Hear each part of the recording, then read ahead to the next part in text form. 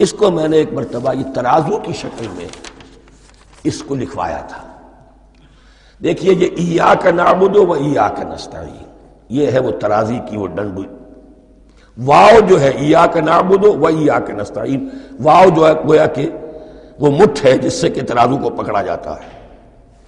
ادھر ایک پلڑا ہے جس کی 3 آیتیں ہیں، الحمدللہ رب العالمین الرحمن الرحیم مالک یوم الدین. اس کا نتیجہ کیا نکلا؟ ایاک نعبد. آپ نے شاید یہ سنا بھی ہو، ایک بہت ہی عمدہ قرات کا جو ریکارڈ ہے قاری عبدالباسط عبدالصمد کا، وہ یہیں سے چل کر سورہ فاتحہ کی قرات کر کے ایاک نعبد پر آ کر رکتا ہے. الحمدللہ رب العالمین الرحمن الرحیم مالک یوم الدین ایاک نعبد. گویا کہ یہاں یہ صورت بالکل ہاف ہو گئی ہے. 3 آیتوں میں اللہ کی حمد ہے، ثنا ہے، تمجید ہے، جس کا نتیجہ ہم تیری ہی بندگی کرتے ہیں، تیری ہی اطاعت کریں گے. لیکن اب اس کے بعد سوال ایاک نستعین، اسی کی جو استعانت کیا درکار ہے ہمیں؟ ہدایت. ہدایت سب سے بڑی استعانت ہے، ہدایت ہی تو سب سے بڑی مدد ہے. اہدنا الصراط المستقیم صراط الذین انعمت علیہم غیر المغضوب علیہم ولا الضالین. یہ ایاک نستعین کے حکم کے ساتھ یہ 3 آیتیں آ گئیں. اہدنا الصراط المستقیم صراط الذین انعمت علیہم غیر المغضوب علیہم ولا الضالین. قسمت الصلاۃ بینی و بین عبدی نصفین فنصفها لی ونصفها لعبدی ولعبدی ما سأل. اللہ تعالیٰ اس سورہ فاتحہ کا جو اصل مفہوم ہے وہ بھی ہمارے ذہنوں پر، ہمارے شعور کی سطح پر اسے اجاگر کیے رکھے. ہمیں توفیق دے کہ جب بھی پڑھیں، جب بھی سنیں تو وہ کیفیت اگر ہو جائے. اس لیے کہ ایک حدیث ہے کہ الصلاۃ معراج المومنین، نماز تو اہل ایمان کے حق میں معراج کے درجے میں ہے. اس حوالے سے ہم یہ سمجھ سکتے ہیں کہ کوئی وقت ایسا آ سکتا ہے کہ انسان کو واقعتاً، روح انسانی واقعتاً اللہ کے یہ جواب سنے. انہونی بات نہیں ہے. ہوتا ہے خطاب آخر، اٹھتا ہے حجاب آخر، کرتے ہیں خطاب آخر. یہ تو ہوتا ہے. مخاطبہ الہی ہے تو میں نے عرض کیا کہ ثابت ہے. مخاطبہ، محادث اور تحدیث، اللہ بندوں سے کلام کرتا ہے. اب آئیے بسم اللہ الرحمن الرحیم. اب یہ سورہ بقرہ شروع ہو رہی ہے. سورۃ البقرہ جو 286 آیات پر مشتمل ہے، تقریباً 2.5 پاروں پر پھیلی ہوئی ہے. ہر شخص جانتا ہے کہ یہ قرآن حکیم کی حجم کے اعتبار سے سب سے بڑی سورت ہے. لیکن یہ معاملہ صرف حجم کا نہیں ہے. نبی اکرم صلی اللہ علیہ وسلم نے اسے سنام القرآن قرار دیا ہے. آپ نے فرمایا لکل شیء سنام، ہر چیز کی ایک چوٹی ہوتی ہے. جیسے اونٹ کا کوہان ہوتا ہے. وسلام القرآن البقرہ، سلام القرآن، قرآن کی چوٹی جو ہے وہ سورۃ البقرہ ہے. یہ نوٹ کر لیجئے جو میں نے کل آپ کو جو مختلف مکی اور مدنی صورتوں کے گروپوں کے بارے میں بتایا تھا کہ یہاں سے اب پہلی منزل بھی شروع ہو رہی ہے اور پہلا گروپ بھی شروع ہو رہا ہے.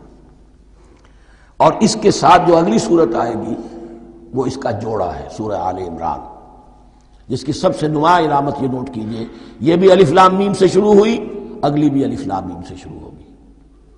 اس کے بعد 2 صورتیں مدنی اور ہیں، لیکن ان دونوں میں نہ حروف مقطعات ہے، نہ کوئی اور تمہیدی کلام ہے. براہ راست خطاب سورہ نساء میں یا ایھا الناس اور سورہ مائدہ میں یا ایھا الذین آمنوا. کوئی تمہیدی بات نہیں، کوئی حروف مقطعات نہیں، براہ راست خطاب. وہ ایک جوڑا ہے سورہ نساء اور سورہ مائدہ، اور یہ ایک جوڑا ہے سورہ بقرہ اور سورہ آل عمران.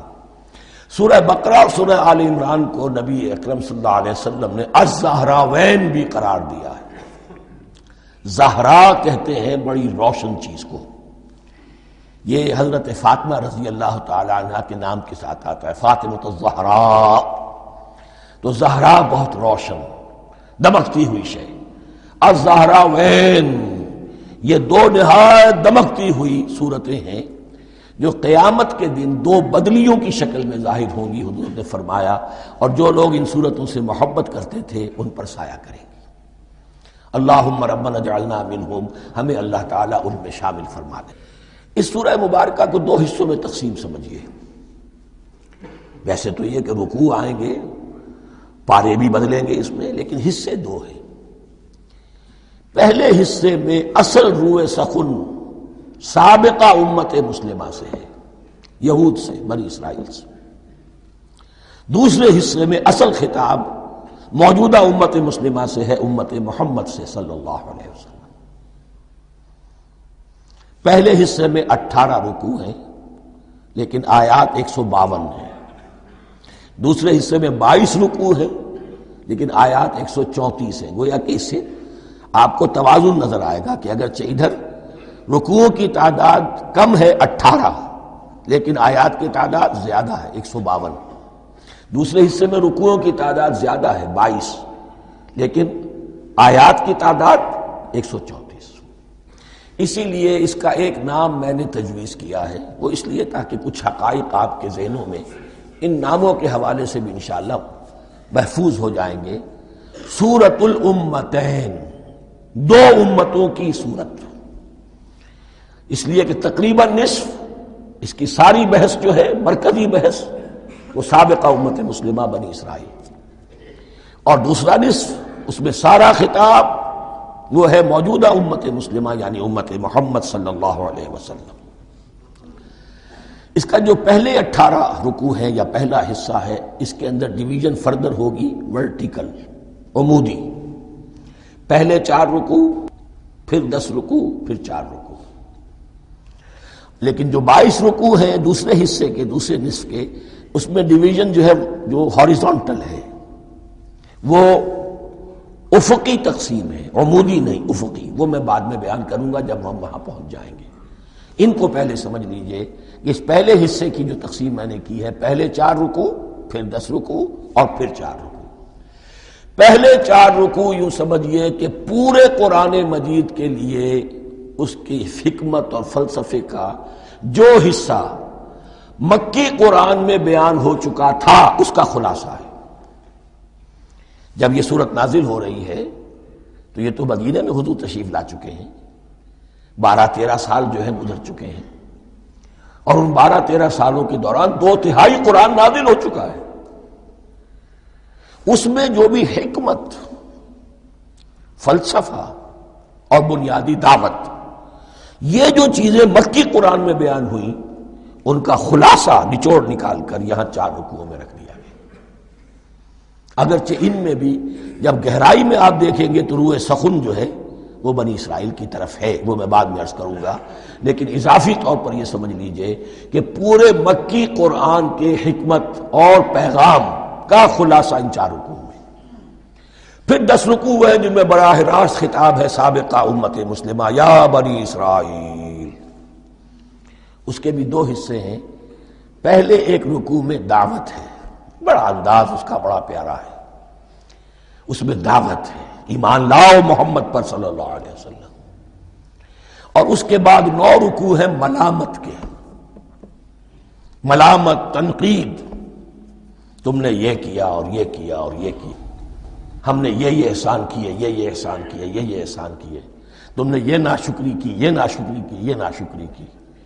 اور اس سب کا نتیجہ آخری 4 رکوعوں میں ہے کہ اب تمہیں اس منصب سے معزول کیا جا رہا ہے جس پر تم 2000 برس